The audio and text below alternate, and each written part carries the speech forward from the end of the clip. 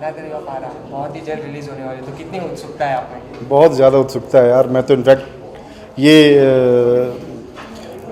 महसूस कर पा रहा हूँ कि लोग देखेंगे और जब उनका रिएक्शन आएगा तब मैं क्या फील कर रहा हूँ। सर अनारकली ऑफ आरा, अनारकली का जहाँ नाम आता है तो डांसिंग का ही पहला किरदार हमें जहन में आता है। जी बिल्कुल। तो ये किस मतलब सब्जेक्ट पे बेस्ड है, कुछ थोड़ा बताना चाहिए?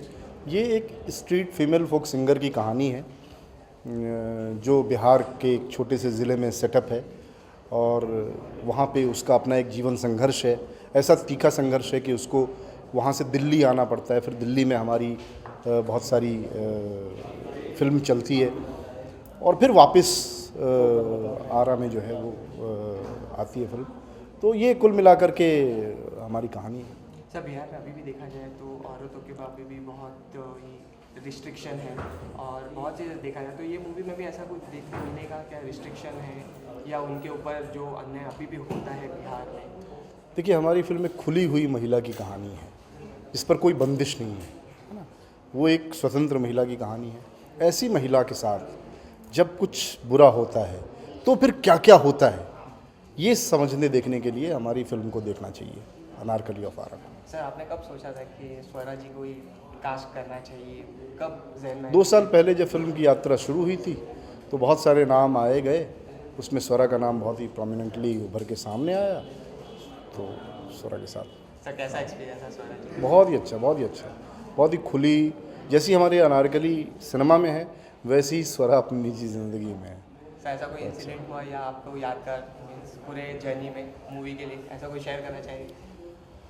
हाँ, मतलब मैं एक इंसिडेंट जो है वो शेयर करना चाहूँगा कि पूरे 35-36 दिन का जो हमारा शेड्यूल था उसमें स्वरा का काम 27-28 दिनों का था।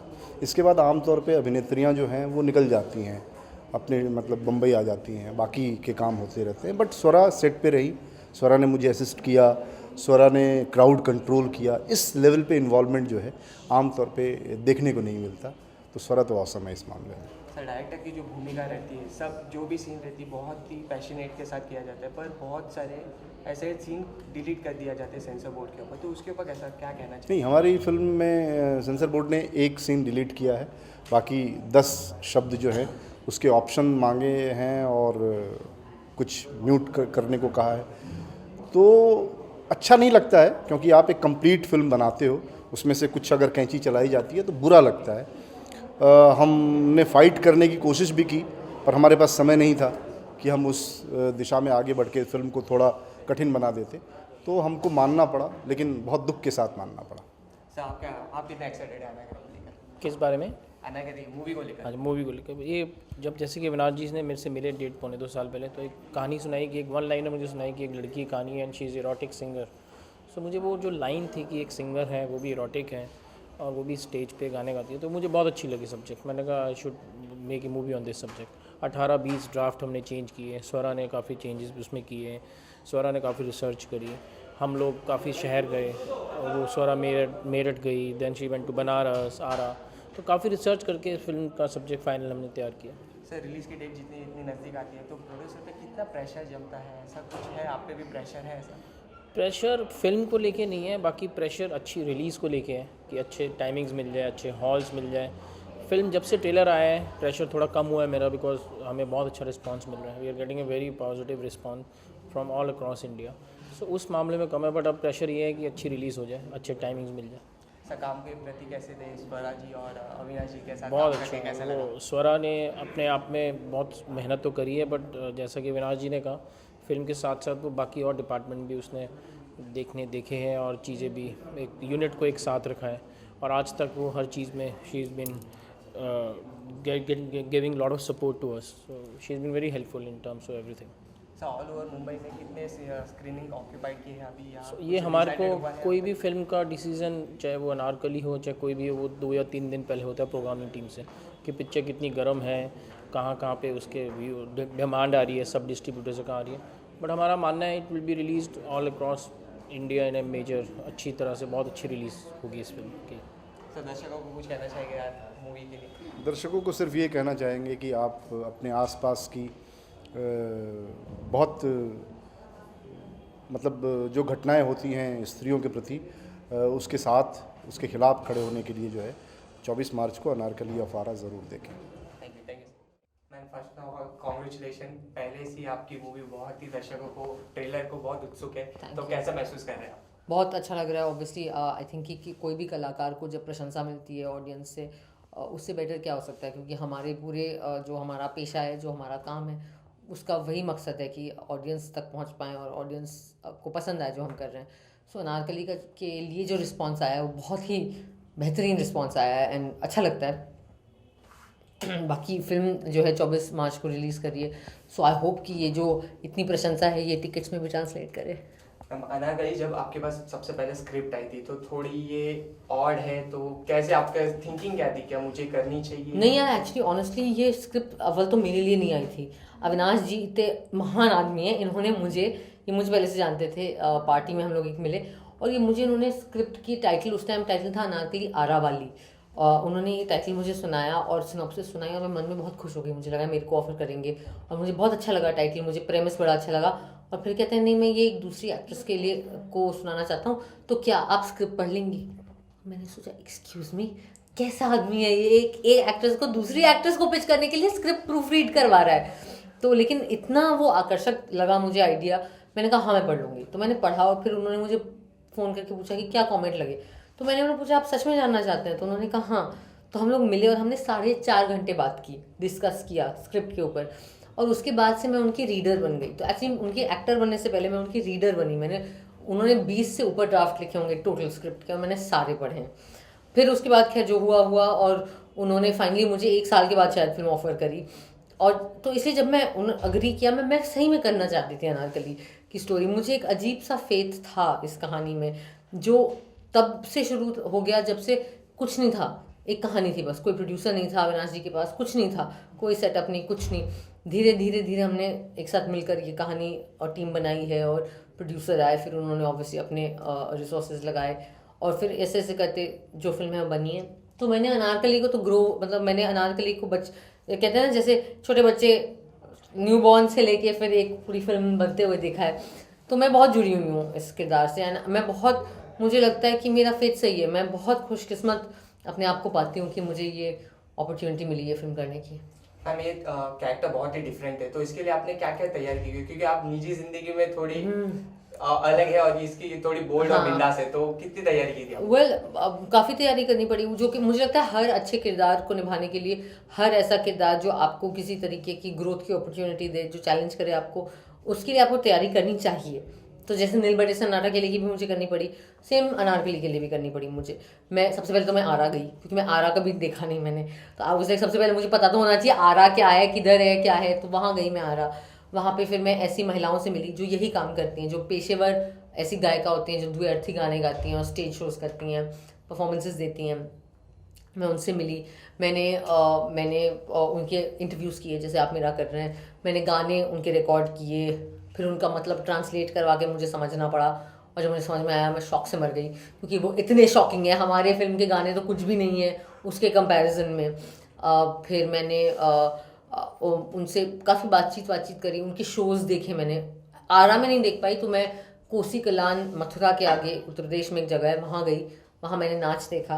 और बहुत इंटरेस्टिंग बात कि हमें पता नहीं था कि अनारकली हमारे लिए गायिका ही थी, हमें पता नहीं था कि नाच होगा। वहाँ जब मैंने शोज़ देखे तब मुझे लगा कि अरे यार ये तो नाचती भी है। तो मैंने अविनाश जी को, जो निर्देशक हैं और निर्माता संदीप कपूर को फ़ोन करके बोला, सर कोरियोग्राफर चाहिए, हमको कोरियोग्राफर चाहिए। और ये शूट के काफ़ी तैयारी हो चुकी थी तब तक, जब तक मैं एक्चुअली शोज़, मैंने काफ़ी लेट शोज़ देखे, तो लास्ट मंथ में देखे मैंने शूट के पहले। तो फिर हमें जल्दबाजी करके कोरियोग्राफर ढूंढना पड़ा, बट लकीली हमें शबीना मिल गई, शबीना खान, जो प्रेम रतन धन पायो की कोरियोग्राफर है।